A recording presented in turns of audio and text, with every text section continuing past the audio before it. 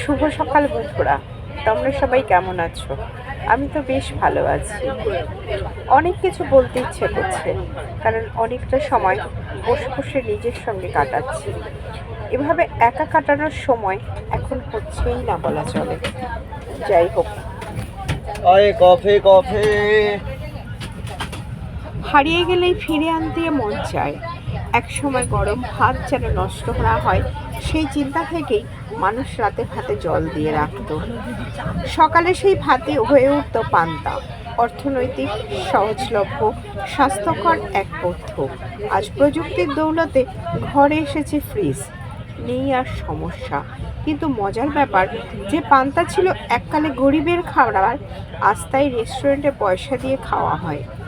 ফেসবুকে ফুড ডেতে ছবি তুলে আপলোড করা হয়, শিকড়ে ফেরার আনন্দ বলে ক্যাপশন দেওয়া হয়। একসময় প্লেট ছিল দুষ্প্রাপ্য, তাই কলাপাতা ছিল খাবার পরিবেশনের জনপ্রিয় মাধ্যম। এখন প্লেট আছে, সিরামিক থেকে শুরু করে বোন চায় না সব ঘরে। তবু যখন কেউ কলাপাতায় ভাত পরিবেশন করে, তখন সেটা হয়ে ওঠে এক্সপিরিয়েন্স থিম ডাইনিং। ছবি তুলে সোশ্যাল মিডিয়ায় বলা হয়, এটাই আসল বাঙালিয়ানা। শাড়ি, ধুতি, পাঞ্জাবি একসময় দৈনিক পোশাক। না ছিল এসি, না বাইক, না ফ্যাশন, তবু সাজগোজে কোনো খামতি ছিল না। এখন এই পোশাকগুলো রয়ে গেছে শুধু উৎসব বা বিশেষ দিনে ক্লাসিক বলে ট্যাগ লাগিয়ে।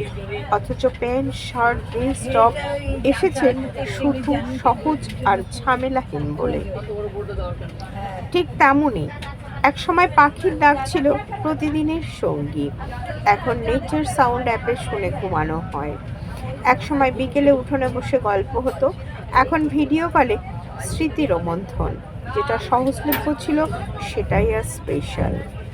যেটা তখন ছিল স্বাভাবিক আর স্থায়ী হয়েছে নস্টালজিয়া। এগুলো আমাদের শেখায় একটাই, জীবনে যত কিছু থাকে ততদিন তার কদর থাকে না। সেটা হারিয়ে গেলেই বোঝা যায় কতটা মূল্যবান ছিল সেটা। আর কখনো কখনো মানুষকে নিজের গুরুত্ব বোঝাতে হারিয়ে যাওয়াটাই হয়ে যায় একমাত্র উপায়। তোমরা সবাই ভালো থেকো, আমিও ভালো আছি।